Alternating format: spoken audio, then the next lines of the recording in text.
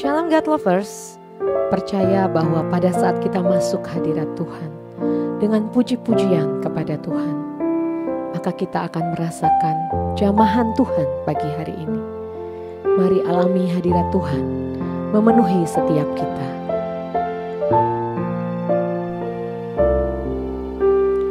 Masuk hadirat-Mu Tuhan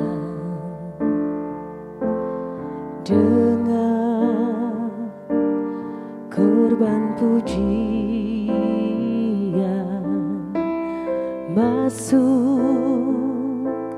hadirat-Mu Tuhan, berhiaskan kekudusan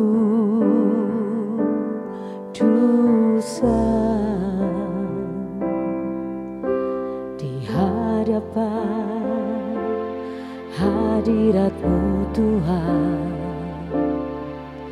Ku rasakan kedamaian di hadapan hadirat-Mu Tuhan. Ku nampak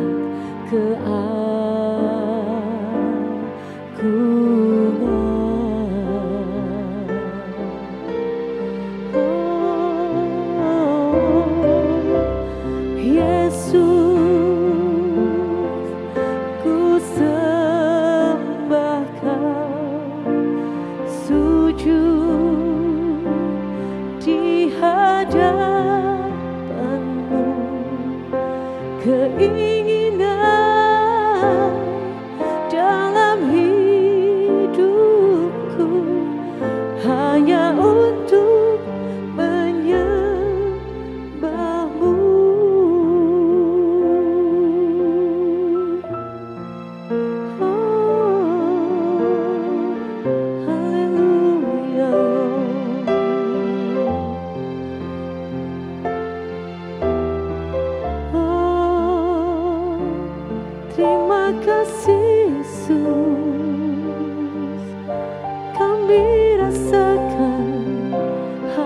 hadirat-Mu.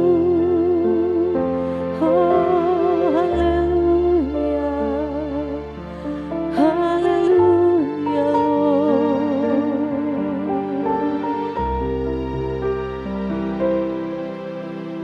Masuk hadirat-Mu Tuhan dengan kurban pujian. Masuk hadirat-Mu Tuhan, berhiaskan kekudusan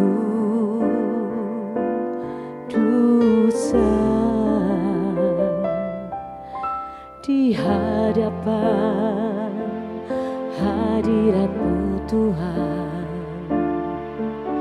Ku rasakan kedamaian di hadapan hadirat-Mu Tuhan. Ku nampak keagungan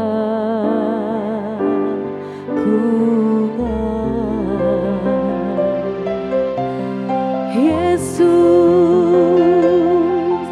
Ku sembah Kau, sujud di hadapan-Mu. Keinginan dalam hidupku hanya untuk menyembah-Mu, Yesus. Ku sembah Kau, sujud di hadapan-Mu. Keinginan dalam hidupku hanya untuk menyembah-Mu, hanya untuk menyembah-Mu.